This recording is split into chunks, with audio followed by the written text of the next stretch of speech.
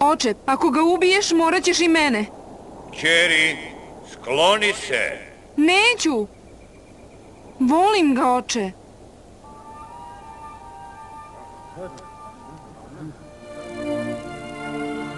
Osvrni se oko sebe.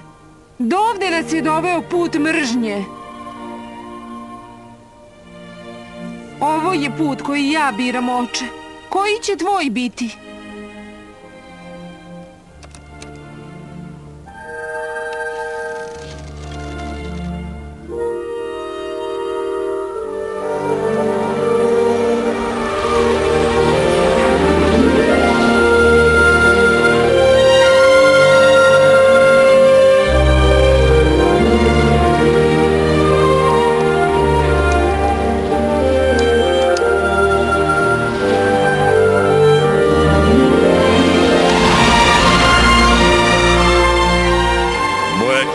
Govori s velikom mudrošću. Ovdje smo svi došli sa besom u srcu, ali ona dolazi sa hrabrošću i razumevanjem. Od ovog dana nema više ubijanja i ja ga neću početi. Oslobodite ga.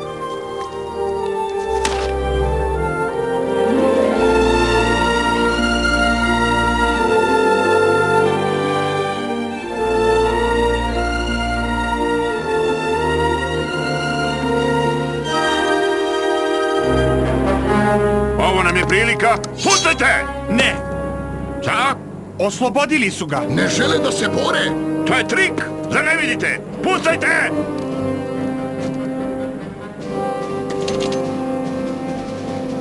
Sam ću pucati! Ne! Done!